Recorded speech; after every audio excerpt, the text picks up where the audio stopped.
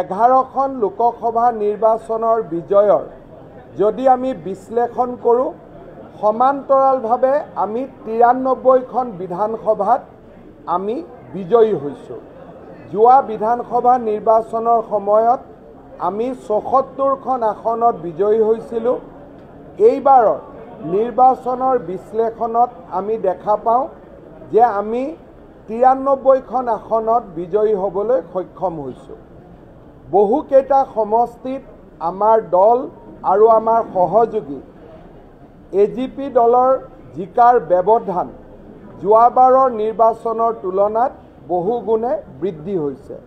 সামগ্ৰিকভাৱে অসমত NDA নিজৰ ভোটৰ পাৰ্চেণ্টেজ বঢ়াবৰ বাবেও সক্ষম হৈছে। মই অসমবাসী ৰাইজক এই গোটেই সফলতাসমূহৰ বাবে মোৰ দুৱাই কৃতজ্ঞতা জনাইছোঁ আৰু মই আকৌ এবাৰ কথা দিছোঁ যে আমি সকলোৱে অসমক ভাৰতৰ এখন বিকশিত ৰাজ্যলৈ ৰূপান্তৰ কৰাৰ বাবে আমি আমাৰ কৰ্মযজ্ঞ অব্যাহত ৰাখিম। তৃতীয়বাৰ মোদী ডাঙৰীয়াৰ চৰকাৰখনে যাতে অসমৰ প্ৰতি সকলো ধৰণৰ ন্যায়োচিতভাৱে আমাক কেন্দ্ৰীয় চৰকাৰৰ আঁচনিসমূহৰ সুবিধা দিয়ে তাৰ বাবেও মই কেন্দ্ৰীয় চৰকাৰৰ লগত যোগাযোগ অক্ষুণ্ণ ৰাখিম। নিৰ্বাচনৰ মাজতেই প্ৰধানমন্ত্ৰী মোদী ডাঙৰীয়াই অসমবাসী ৰাইজক ইণ্ডিয়ান ইনষ্টিটিউট অফ মেনেজমেণ্ট এখনো উপহাৰ দিয়ে। তেখেতক ধন্যবাদ জনোৱাৰ ৰাজহুৱাভাৱে সুযোগ পোৱা নাছিলোঁ। আজি মই তেখেতক ইণ্ডিয়ান ইনষ্টিটিউট অফ মেনেজমেণ্ট অসমক উপহাৰ দিয়াৰ বাবেও ধন্যবাদ জনাইছোঁ। 11জন সংসদক আমি মোদী ডাঙৰীয়াক আনুষ্ঠানিকভাৱে শপত লোৱাৰ পিছত গুৱাহাটীত আমি কেন্দ্ৰীয়ভাৱে সম্বৰ্ধনা জনাম আৰু ৰাজ্যিক সভাপতি ভৱেশ কলিতা ডাঙৰীয়াই এই সম্পৰ্কত যাৱতীয় ব্যৱস্থা গ্ৰহণ কৰিব। আপোনালোকৰ যদি কিবা প্ৰশ্ন আছে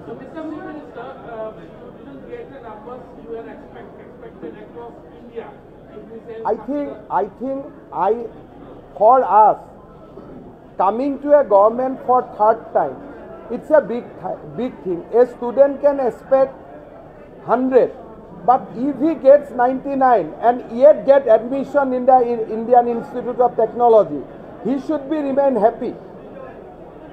It is not that you have expected the moon and you got a sky and you will be upset for that. Today we got 240 seats and our nearest rival Congress has got just 98 seats. So the difference between Congress and us is 142 seats. So this is a unique achievement. First time after Jawaharlal Nehru, Prime Minister Modi has achieved. So we must enjoy the victory and we must celebrate the victory. So, 3খন আসনত মই আগৰ প্ৰায় 11খনতে জিকিম বুলি কৈছিলোঁ। মই আপোনালোকক কৈছিলোঁ 11.5খনত মই আছোঁ। 11.5খন যেনিবা 12 নহ'লকৈ, কিন্তু প্ৰথমৰ পৰাই মই 11খনত জিকিম বুলি কৈছিলোঁ। মই 11খনতে জিকিছোঁ। মইতো কেতিয়াও 12খনত জিকিম বুলি কোৱা নাই। 12খন জিকিলেহে যোৰহাটটো যোগ হ'লহেঁতেন। মইতো সদায় আপোনালোকে যেতিয়াই মোক সোধে যে 12 হ'লগৈ নেকি, মই আপোনালোকক সদায় উত্তৰ দিওঁ 12 মোৰ হোৱা নাই, মই 11তে আছোঁ, 11.5ত আছোঁ। গতিকে মোৰ আশা 11 আছিল, মই 11 পাইছোঁ। যোৰহাট বুলি নহয়, আমি ধুবুৰীতো হাৰিছোঁ। যোৰহাটতকৈ ধুবুৰীত আমি বেছি ভোটত হাৰিছোঁ। এই ইলেকশ্যনত যদি আটাইতকৈ কোনোবাই ভাল ৰিজাল্ট কৰিছে ৰকিবুল হুছেইনে কৰিছে।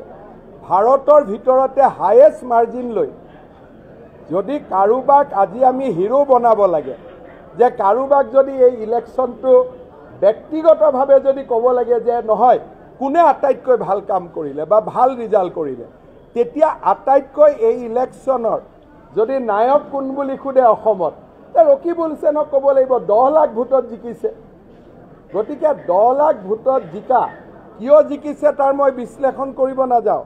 আমি যোৰহাটত হাৰিছোঁ, নগাঁৱত হাৰিছোঁ, ধুবুৰীত হাৰিছোঁ, 3টা সিটত হাৰিছোঁ, 11টা সিটত জিকিছোঁ। তৰুণ গগৈও কেতিয়াও 11টা সিটত জিকি পোৱা নাই। 93খন এছেম্বলিত আমি জিকিছোঁ। আজি যদি ইলেকশ্যন হ'লহেঁতেন আমি 93খন আসন পাই জিকিলোহেঁতেন। অসমৰ মানুহে ইয়াতকৈতো আৰু মোক নিদিয়ে, কিমান দিব? মানুহেওতো দিয়াৰ এটা লিমিট থাকিব নহয়, সকলো মোকেই দিব আৰু কাকো নিদিব তেনেকুৱাতো হ'ব নোৱাৰে।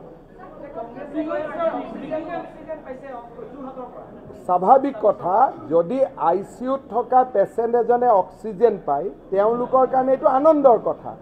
মইতো ভিটামিন পাইছোঁ, 9 আছিলোঁ 11 হ'লোঁ। গতিকে কংগ্ৰেছে মোৰ মতেদি 4খন আছিল নেকি, নে কংগ্ৰেছৰ কেইখন আছিলে? 3খন আছিল। 3খন আছিল, 3খনতে থাকিলে। তেওঁলোকে অক্সিজেন পাইছে।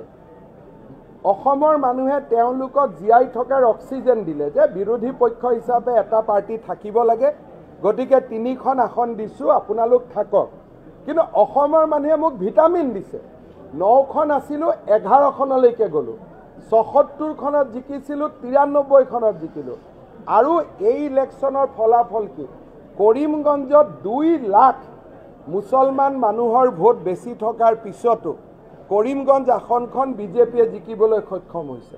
গতিকে ইয়াতকৈ বিজেপিৰ কাৰণে ইয়াতকৈ কৃতিত্ব কি হ'ব পাৰে? এই অফিচটো ইমান লাকি যে আজি বিজেপিৰ সৰ্ববৃহৎ বিজয় আমি ইয়াৰ পৰা পালোঁ। শাসকীয় পক্ষই আজিলৈকে 11খন আসন পাব পৰা নাই, আমি 11খন আসন পালোঁ। আৰু আপোনালোকে যদি আলোচনাই কৰিব খোজে গৌৰৱ গগৈতকৈ ৰকিবুল হুছেইনটো আলোচনা কৰক, কাৰণ অমিত শ্বাহ আৰু প্ৰধানমন্ত্ৰীতকৈ ৰকিবুল হুছেইনে বেছি ভোটত জিকিছে। মই ভাবোঁ যে আগতে অসমত মুছলমান মানুহৰ ভোটৰ অধিকাৰী আজমল আৰু কংগ্ৰেছ আছিল। এইবাৰ অসমৰ মুছলমান মানুহৰ ভোটৰ 61 সম্ৰাট কংগ্ৰেছ হ'ল। আগতে দুইটা পাৰ্টিৰ মাজত সেই ভোটটোলৈ কাজিয়া পেচাল আছিল। এইবাৰ নগাঁও আৰু ধুবুৰীৰ বিজয়ে, নগাঁৱত যদি আপোনালোকে চাই গোটেইকেইটা হিন্দু মানুহ বাস কৰা সমষ্টিত আমি লিড লৈছোঁ, আৰু মুছলমান মানুহ থকা সমষ্টিত প্ৰদ্যুৎ বৰদলৈয়ে লিড লৈছে। তেনেকৈ ধুবুৰীতো 11টা মুছলমান জনবহুল সমষ্টিত লিড লৈ ৰকিবুল হুছেইনে জিকিছে। গতিকে আজমল আৰু কংগ্ৰেছৰ সংখ্যালঘুত কোনে আটাইতকৈ বেছি ভোট পাব পাৰে, এই যুদ্ধখনত নিশ্চিতভাৱে কংগ্ৰেছ বিজয়ী হৈছে। কিন্তু তাৰ লগততো আমাৰ কেতিয়াও সম্পৰ্ক নাই, তাৰ পৰাতো আমি মাইল মাইল দূৰত থাকোঁ। has been targeted by national leadership so far. So it says that my national profile has gone up during this election.